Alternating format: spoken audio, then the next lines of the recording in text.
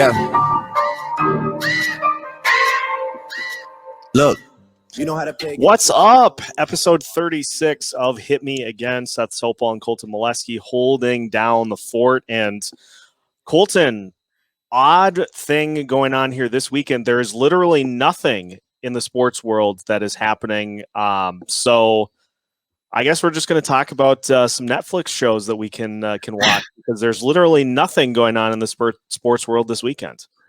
Yeah, exactly. It's going to be a pretty chill weekend. I figure that we could bet on the over-under for how many shows we can watch this weekend with how dead it is, how many Netflix and Hulu shows we can knock out. So that's pretty much it, right? Yeah, well, that's our show. And that's a wrap, folks. Oh my gosh, Super Bowl Sunday right around the corner. Wait, can we say that? Can we? It's the big game. So that's okay. So that's a legitimate thing. I know. And so I think we're okay since we are a sports type entity and we're not like. Also, like, what are you going to take from me? Go ahead. The joke's on you. Other than the Kramer poster in the background, always. Those are my assets. This world has taken everything from me already. Yikes. I'm a broken man. What's going on here? So we have the prop bet palooza today. We have all sorts of crazy prop bets. We are going to slowly descend into the madness. We'll ease folks into it with some more traditional bets off the top. And then we're going to get more obscure, more off the beaten path.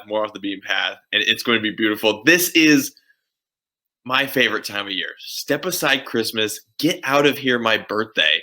Super Bowl prop bets. Yes! Yes! I'm so pumped.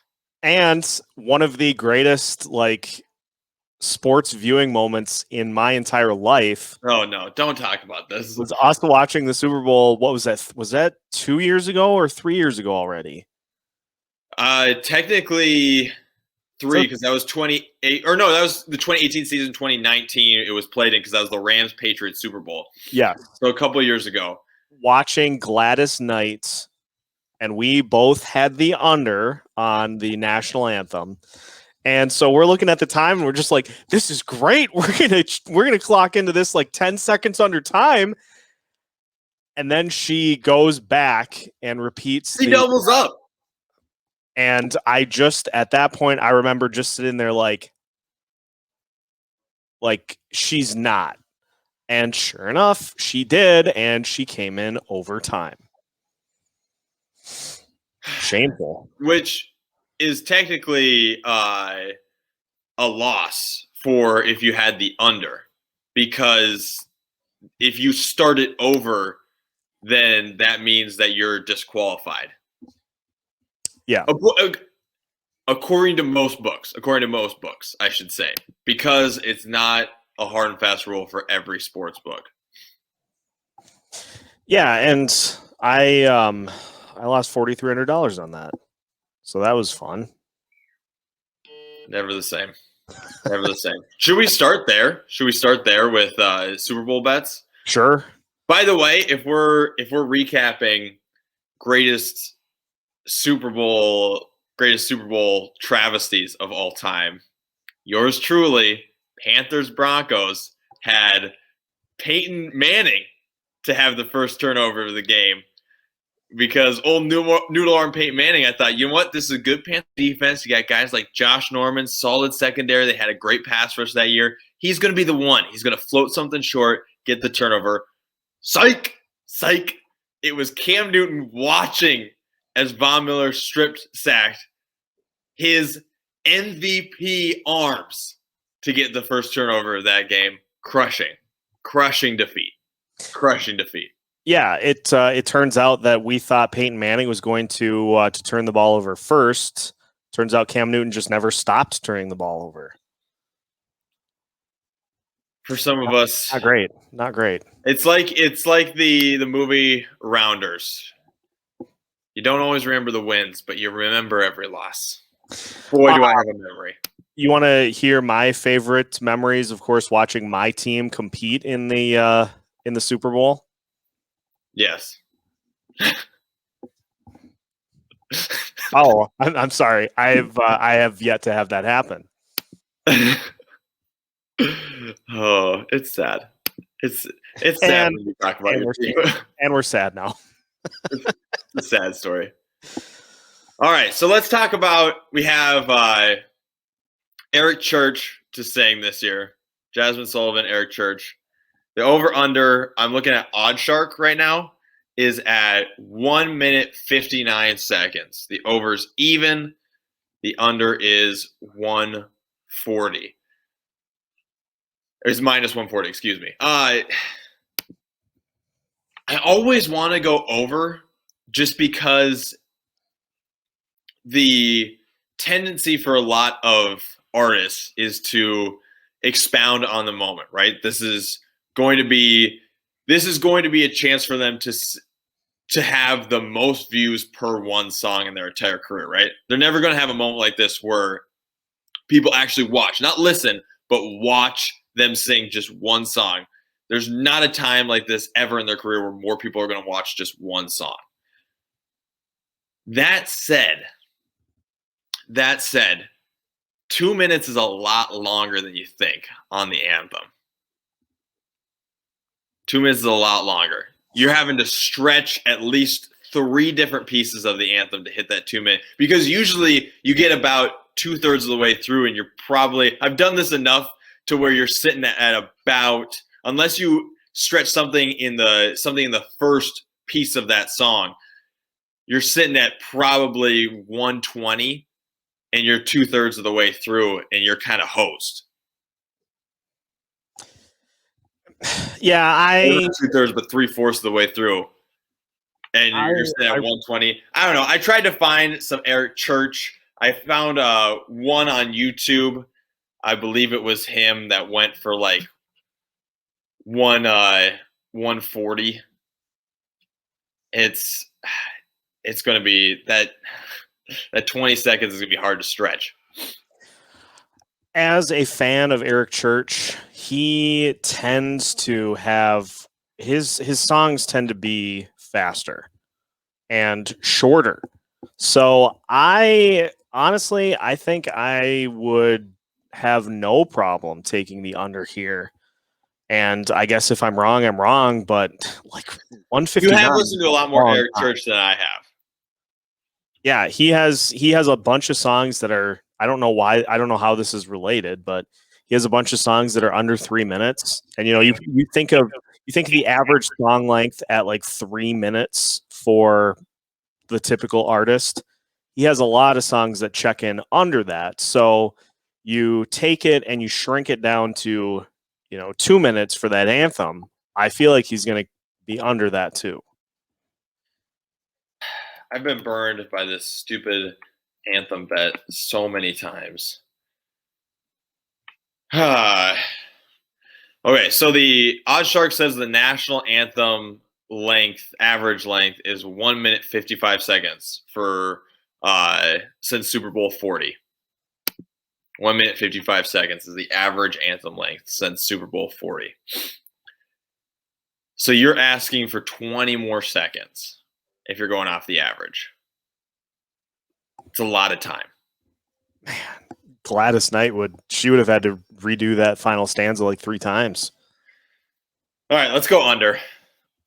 Yeah, I think under is the play.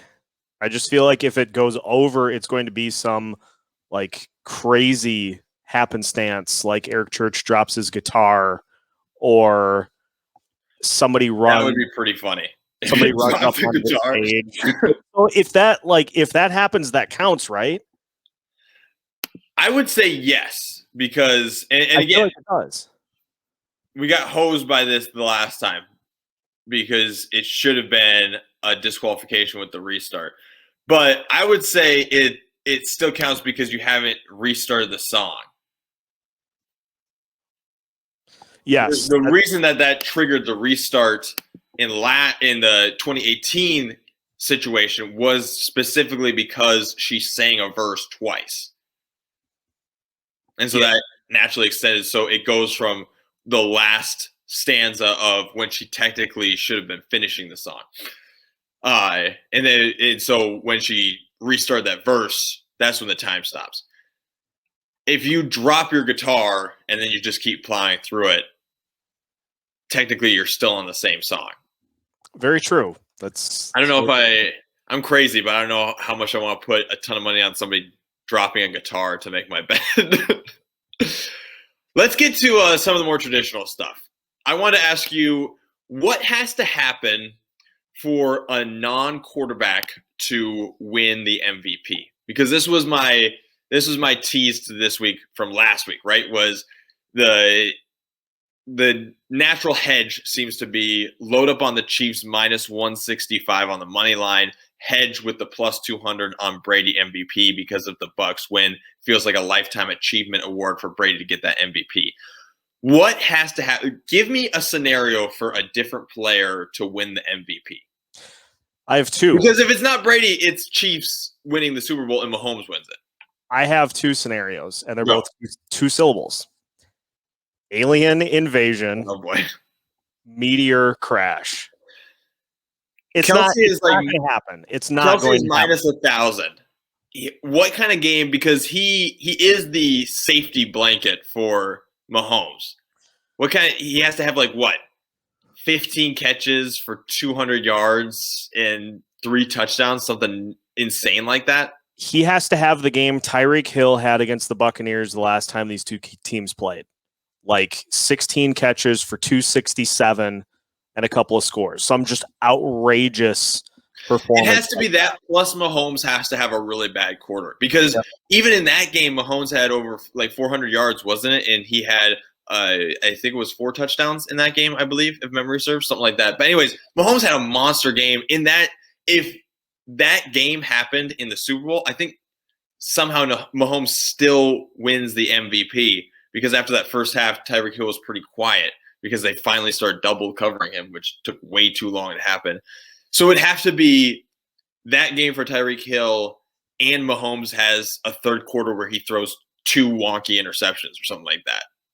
You're just the bottom line is you're asking a lot, because that's the other thing too, is that let's say, okay, what's the worst version for Brady? Let's say that in the second half he throws 3 picks like he did against the Packers, and the defense pulls it out and they're still able to win. Even in that scenario, Brady's stats were good enough against the Packers, and it's Brady winning a 7th Super Bowl and a Super Bowl with a different team after just being there. This is his first year with the Bucs. I still think he wins it. It has to be insane circumstances for the Super Bowl MVP to go to anyone else. Yeah. So with that in mind, I have a couple of scenarios. My first scenario is Leonard Fournette plus 2,500. The Chiefs allowed over 120 yards on the ground throughout the season. Their defense is pretty spotty in general, but the rush defense is real bad. If Brady just isn't feeling it in the first quarter, they start running the ball and they go off running the ball, and Leonard Fournette has something insane like 200 yards and 2 touchdowns.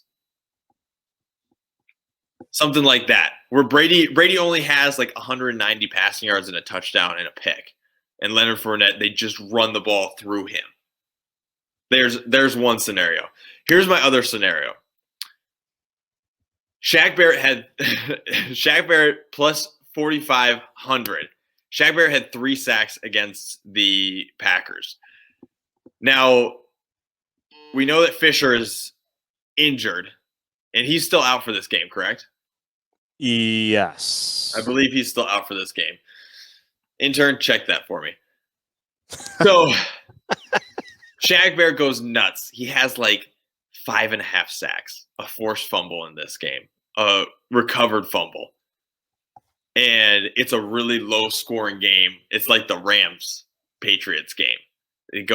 Somehow it's 13-10. Shaq Barrett, MVP, right there. Again, I'm illustrating how insane the scenarios have to be for anyone else to take this MVP that's not a quarterback. But those are some, Travis Kelce, Fournette, Shaq Barrett. These are some of the outside guys I'm looking at. Tyreek Hill, like you mentioned. again, the odds are long, the chances are slim, but these are the outside plays. Let's move on to scoring by quarter, because I had some interesting ones here. Now, the Chiefs over for the fourth quarter is 7.5 points over under, plus 120 on the over. I like the over. I think that Super Bowls always have a weird energy to them, and I think this one is going to be especially weird with all the COVID stuff. No lead up has ever to a Super Bowl, and an atmosphere in a Super Bowl will ever be like this year's Super Bowl. So I think that the slow, sluggish pace that you see in a normal Super Bowl is going to be exacerbated in this one. So I think there's going to be a lot of scoring in the second half. I know that the Chiefs haven't scored that many fourth quarter points in the playoffs, but they're scoring basically 8 points per fourth quarter in the regular season. I like them to hit that over. Yeah, just side note for the fact that we have gotten to this final game of the NFL season. How many suits do you think Roger Goodell sweated through from the time that the conference championship games were done until now, hoping that no big player ended up getting COVID and had to sit out? I was actually having a discussion kind of relating to this. By the way, he was just fully naked just because everything was so. Looking like Sean Miller in Arizona, just poking wet. Paper thin. The shirt, paper thin.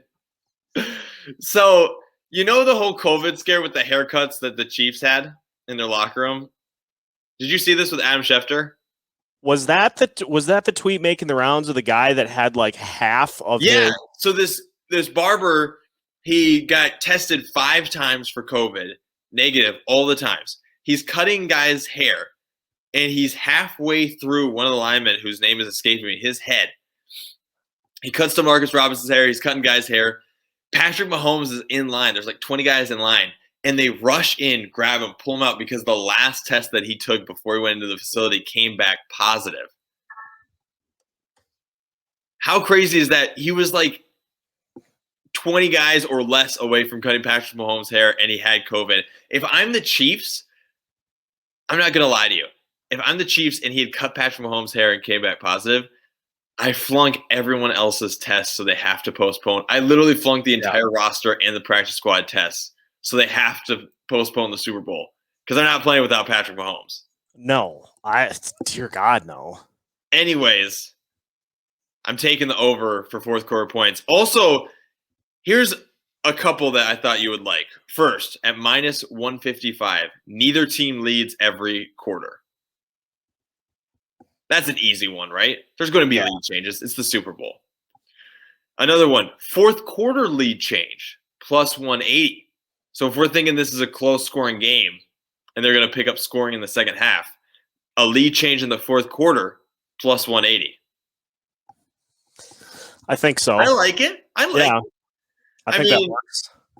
Think about it. If this is a 7-point game, if there's an early touchdown, even if you think the Chiefs win by 10, if there's an early touchdown in that fourth quarter and the Chiefs pull away, again, like we said last week, these teams can score really, really quick. Yep. And so I don't think it's going to be that hard to come by a lead change. I really don't. No. All right. Did you have any other scoring props that you wanted to get to? I saw that the over-under was 56 for this game. Yep. It's intriguing to me. I mean, 30-26. I feel pretty comfortable taking the under in this game, just because, like, Under. look at what has happened in so many Super Bowls. Is teams on both sides slow it down. They commit to the running game. Don't want to make mistakes, and so they play way more conservative. So I feel like we could see like a 24-21, 27-24, and at that point you still haven't hit that 56. I can think of a lot of Super Bowls that backfired though too. Like if you think about like Denver, Seahawks, Patriots, really good Seahawks defense, slow. I mean that game was 14-14 headed into the half. That hit the over. You think about what is it? Falcons, Patriots, that hit the over. Even 49ers, Chiefs, that hit the over. That was a slow first half. That was a real slow first half. So I don't know. Both these teams just score so fast, and I really think they're going to find a rhythm. There's so many weapons on both these teams too. Antonio Brown, Scotty Miller, Mike Evans, Chris Godwin, Tyreek Hill, Travis Kelce. Stacked running. I like the running backs, even though they're not going to be the feature part of this game. I still think these running backs find ways to score. You have two amazing quarterbacks in Tom Brady and Patrick Mahomes. It's just there's so much here, and I know that you could throw the Patriots Super Bowl in my face, but that Patriots defense was good. That Patriots defense was really good. That Rams offense wasn't bad either. It wasn't, but the Rams defense was good too. And while that final score, don't get me wrong, that was surprising. There were plenty of people that were saying defense could play more of a role than you think with the two offenses and how high-powered they looked throughout the season. Both those defenses were also really stellar as well. And so it's not like that one was totally off the wall, crazy. And I don't know. It's not like the Chiefs defense has been stellar. I know they've played pretty well through the playoffs, but it's not like they have been absolutely amazing throughout the season. As Buck, he's chasing something in his sleep. Would I be upset if this game ended up 55-51? No. And it sounds like Buck wouldn't be either. No, he's got something, man. He is on the heels of something. Buck, it's just a dream. Just as long as he's not sleep fighting. Is it bad? Only when I'm losing. I had a few player props to get to, but the first thing I wanted to do before that, I had one more scoring prop. 2 touchdowns and 2 field goals scored by each team, plus 175. So that means each team is scoring 2 touchdowns, passing or rushing, and each team is scoring 2 field goals. Had to do the math in my head there. But 20 points, I feel pretty safe about that for both sides. It's mostly the big one is does the Buccaneers defense have some red zone stops is the big one. Which I feel like they will. You look at both kickers. Chiefs kicker guy who's for some reason just now I cannot think of his name. Yeah. He's got a pretty long leg, so his opportunity not a short leg. If it's inside 40, he missed that thing. Well, they've got much better opportunities to kick field goals, like if they get kind of stalled out just past midfield. So I feel good that the Chiefs will get there because you figure they're going to have a long touchdown at least, and they'll have a sustained drive that they put together too. This is kind of that theory too of it's going to be a slower first half. You're settling for field goals. You just want to get points on the board. You just want to cap drives with points so they're still feeling successful. You get out of the first quarter and it's, I don't know, like 10-6, 10-3, something like that. You already have a couple field goals on the board. It's going to be slow. This happens every year. It's going to be a little groggy coming out the gate, especially for a team like the Bucs. Think about Tom Brady's the only guy that's played on a Super Bowl on this roster. In a Super Bowl on this roster for the Bucs team. Gronk? Or, I mean, other than Gronk and JPP. But what I'm saying is there's not many. Right. Not many. Yeah, that's fair. Yeah, I like that one. Plus 175 isn't bad. All right, so let's get to some player props. First one I had, most tackles, both solo and assisted. Devin White, plus 115. I love this one.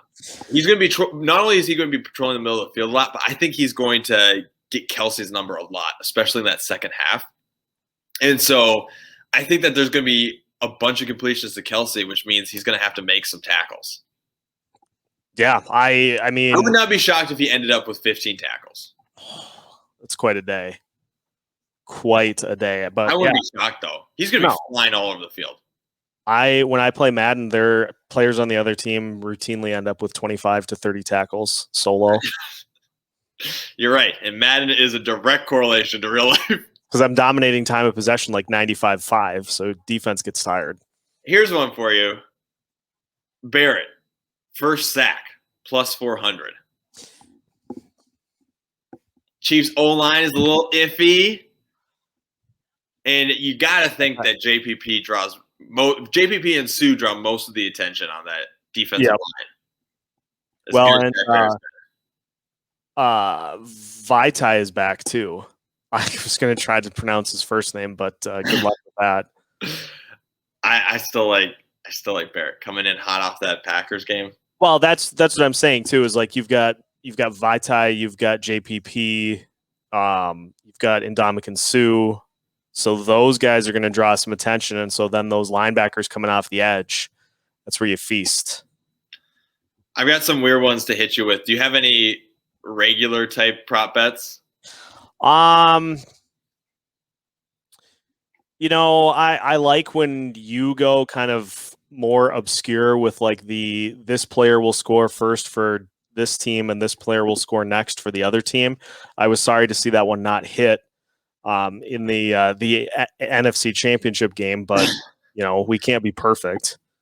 All right, I've got some obscure stat bets. So first one is not too bad. Kelsey over 100 yards and a touchdown, plus 200. I feel like that happens.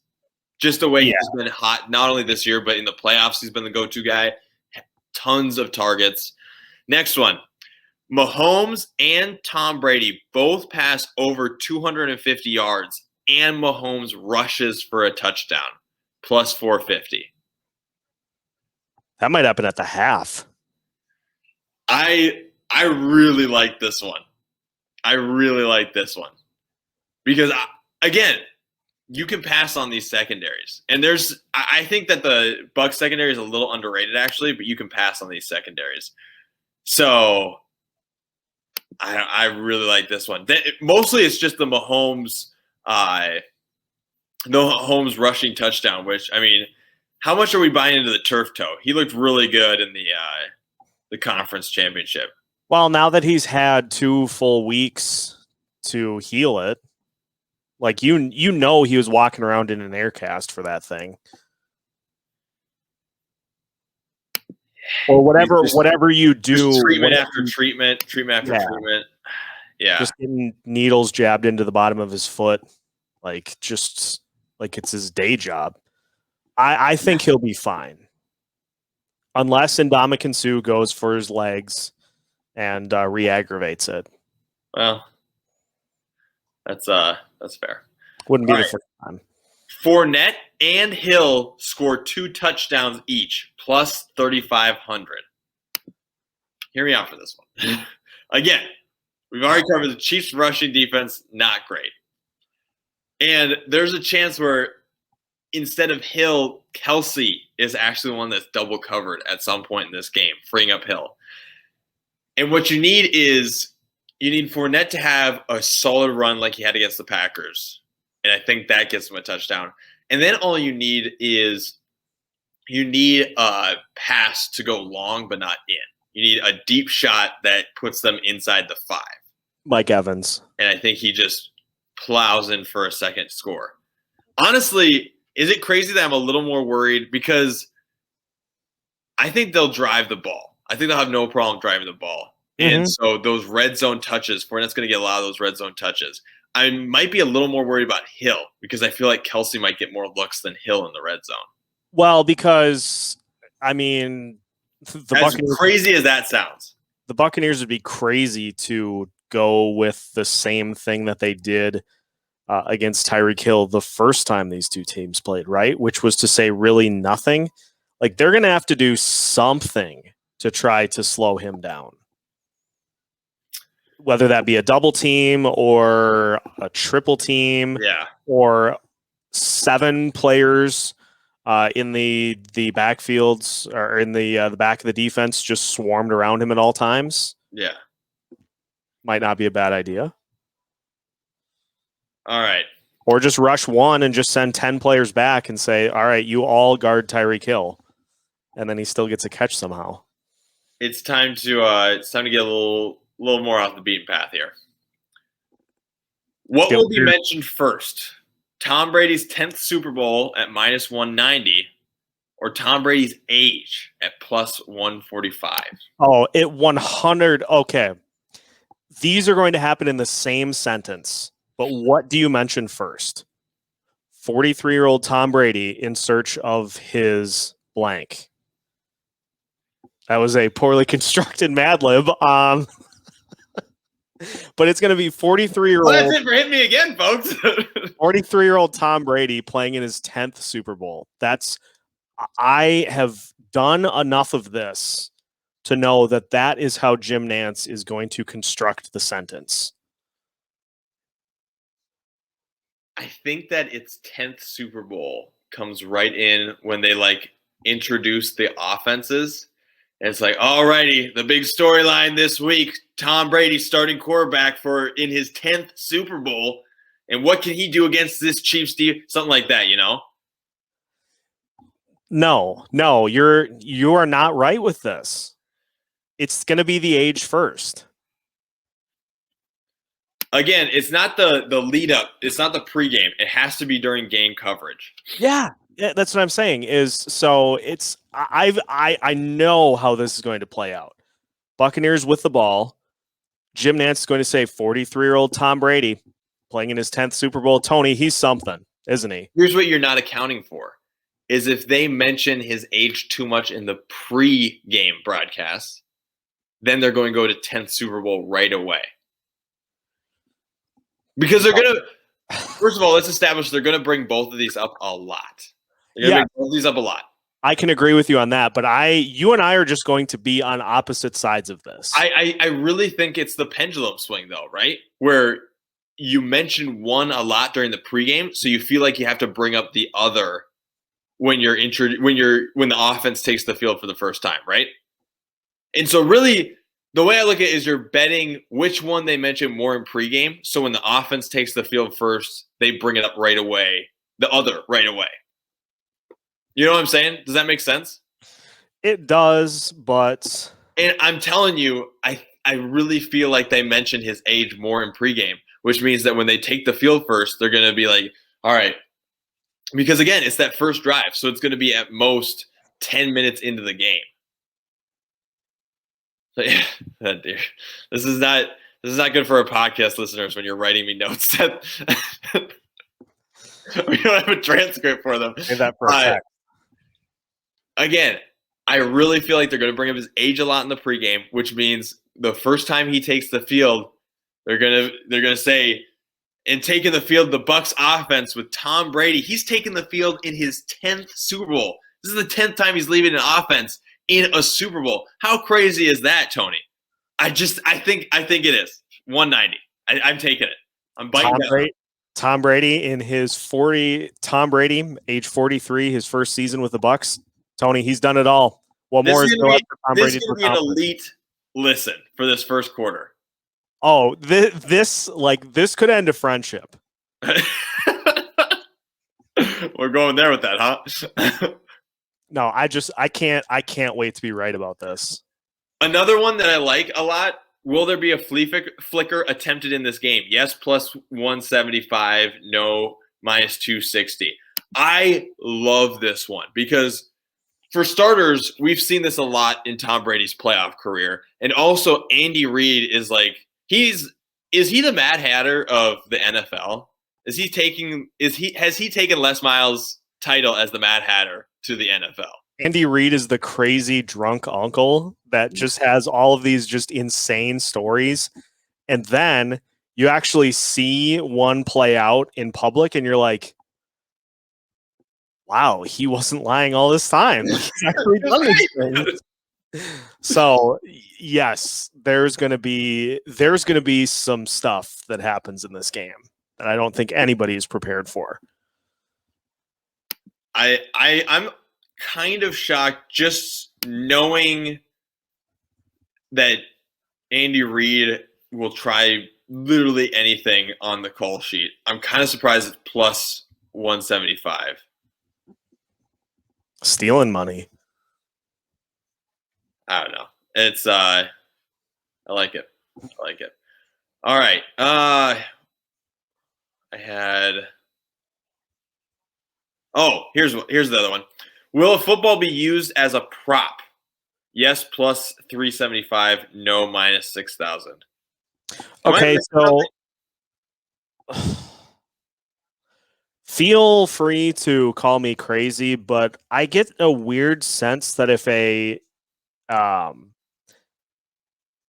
Chiefs player scores because the Buccaneers are playing at home, they're going to do the swashbuckle thing. Yes. Yeah. At Like, home. That's a good assessment. I feel like that's just too easy of a troll by the Chiefs to not do it. Here's some that hurt me. How many times will Bill Belichick be mentioned over one time minus 350? Under one time plus 370 or 245. I wouldn't bet this one because I think it's going to be at least one time. Oh, it'll be way over. You could add a 0 or 2. And then the same thing. How many times will the Patriots be mentioned? Over 2 times minus 180. Under 2 times plus 135. Oh man, that one is tougher. Measured 2 times. That one is way tougher. Honestly, I would be looking more at a push for the 2. The 1 is easy because like they're for sure going to mention Belichick once. They're for sure going to mention the Patriots once. So then you wonder, like, if the Buccaneers win, or if it looks like they're going to win, if then Jim Nantz sneaks it in again. If the Buccaneers are in the lead with like a minute and a half left in the fourth quarter, I think you for sure hit the over. I think the Patriots get mentioned a couple of times there. But that's I don't know. I do like taking the under 2 times at plus 135. Just because if the Chiefs are in the lead, or if the Chiefs are in the lead and win, then you're good. I think they mentioned them once early on, and if the Chiefs end up winning this thing, then you're solid. Yeah, I think that's a good call. It's kind of a sneaky way to double down on the Chiefs on it, almost. Yeah, I'm. Oh God, those are fascinating. Thank you. This is what I this is what I live for. Prop bets. The prop bets. All right, I've got one just for you. I'm not going to take this one at all. This is just for you. Who will sing the most words? Eric Church, Jasmine Sullivan.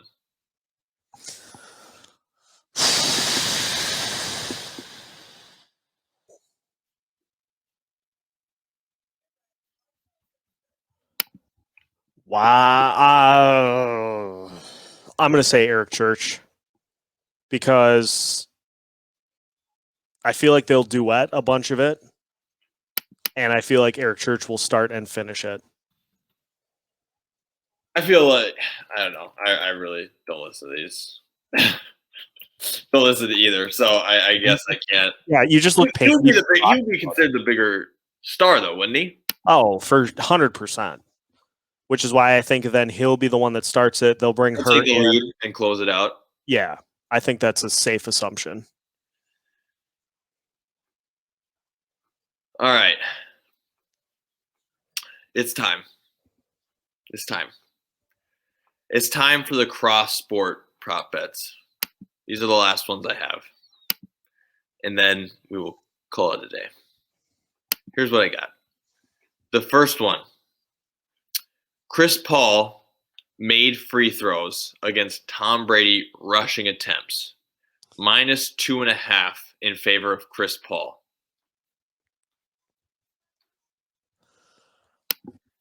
It all depends. It all depends on if you think the Buccaneers are put in a spot to be able to ice the clock. Not necessarily, because if there's any short yardage situations like a 4th and 1, I think Tom Brady probably rushes, right? You could bank on a quarterback sneak. Yeah. And I think that in the red zone, if they have it on the 1 yard line, he tries at least one QB sneak. Yeah. You probably have 2 there. So really you need one other one. By the way, the Suns are playing the Celtics on Sunday. The Suns are playing the Celtics, just for those of you at home keeping track, whoever's still listening at this point. Is Chris Paul even a good free throw shooter? That's an excellent question. Let me pull up his stats. I had that somewhere. I kind of like Brady in this one. Both are minus 115, by the way. The thing is that Chris Paul can get to the free throw line whenever he wants. It's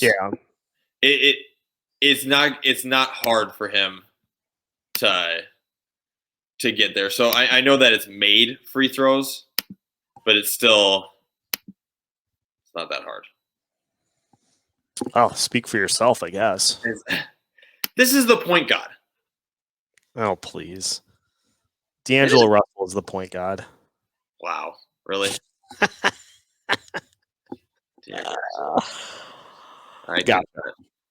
cannot find Chris Paul.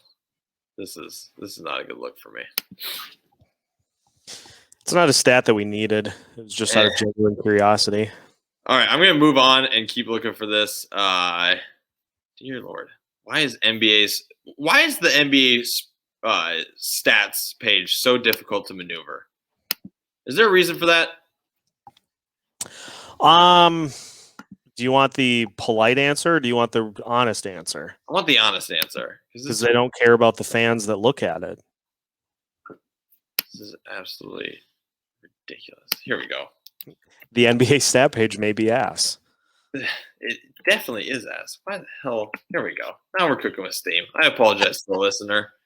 Somebody edit this down. Dear God, have mercy. Holy Moses.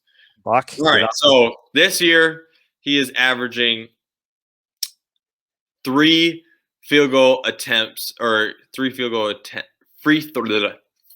throw attempts, 2.9 free throws made. So he's right on the edge. Okay. Yeah, I still. I'm telling you, don't hate Brady. I'm just gonna stay away from that one because I don't. He's just got to get a couple because it's minus 2.5 for Chris Paul. So he has to have 3 more free throws made than rushing attempts for Brady. And Brady is going to. We already established he'll probably get 3. You're gonna find one in the red zone, one somewhere where they're trying to convert a 4th and 1, and he'll pick up one. There'll be another one somewhere else. There'll be another rushing attempt somewhere else. And so he's just if Chris Paul is averaging 3, and Tom Brady, we're banking on him to get 3 rushing attempts. We're good. That's right. You have a couple of free throws made cushion there. You're spending way too much time on this. I know. Let's get out of here. Dear God. All right. Jamal Murray. Points, rebounds, assists. Tom Brady passing attempts. Tom Brady minus 8.5. For those of you paying attention at home still, why are you listening? Go get yourself a life. This one is... Who are they playing? The Bucks.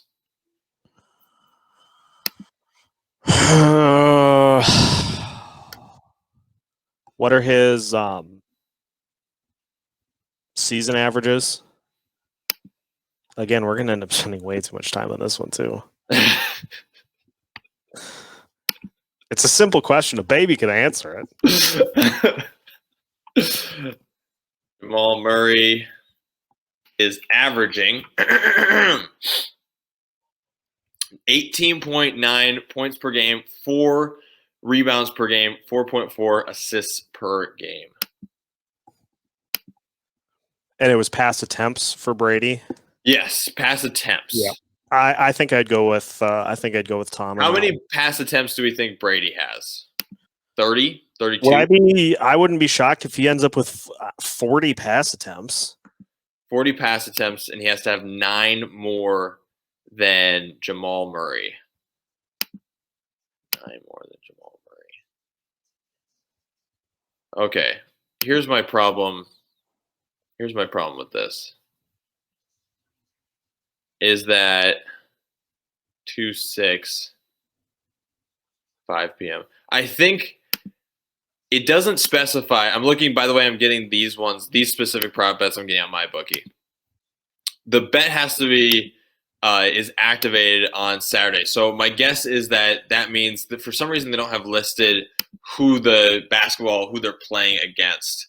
So my guess is that this would be against the Kings.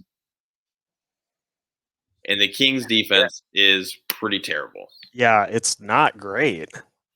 I kind of like Jamal Murray just because he's got that 9-point assist rebound buffer.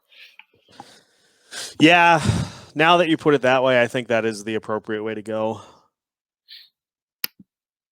But again, we're spending way too much just going to pass 50 times. Jesus. And, all right, I've got one more, and then I'm done. I got one more.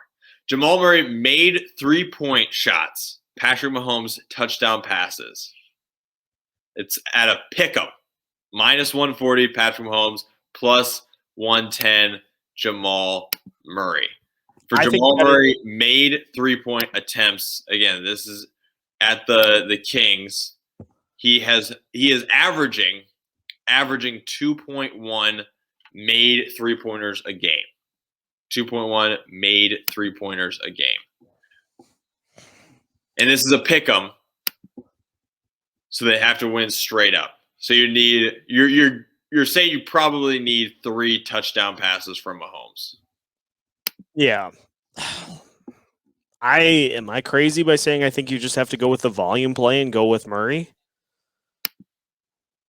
Because there's a chance that Mahomes throws for 3. Murray only hits a couple of 3s, but I would say Murray is the play here. You're getting better value at +110 instead of -140. And the Kings right now have the worst defensive rating in the NBA. I feel like there's a way better chance for Murray to hit 4 3s than there is for Mahomes to pass for 4 touchdowns. That's got to be the number, right? Yeah. You're not if it's Saturday night and Murray has hit 3 threes, you don't feel good about that, do you? No. He's got to get to 4. I think 5 clinches it.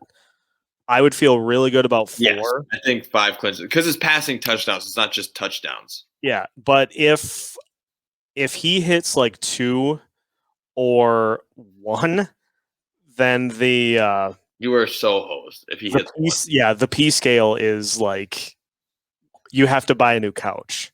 Yeah. There's no way he's winning with 1. All right. Sorry that lagged a little bit, folks, as we tried to – I am almost dead on my computer, so I'm sure that had something to do with the slowness. Also, NBA's stat site stinks. But, hey, you know what? We got through it. We're here. Those are our bets. I have a problem. Are we doing picks or – Picks for the Super Bowl? Yeah. I told you I'm hedging. Took the Chiefs money line to the – You want to do scores? Where the hell was I? You want to do scores? All right, let's do it. 27-24 Chiefs. I'm going 38-31 Chiefs. My God. I'm fine with it. I'd prefer 66-61. I'd prefer like that LSU overtime game from a couple of years ago where it was like 7. Yeah. Let's they both 70. Let's get that cooking. But yeah, it'll be fun to watch it in person. So I will check things out in Madison, Wisconsin. But that's going to do it for Hit Me Again. Check us out everywhere you listen to podcasts, and we'll react to the Super Bowl, the Pro Bowl, whatever other bowl there is that happens. Pro Bowl already happened, bud. No, it didn't. You liar. Peace.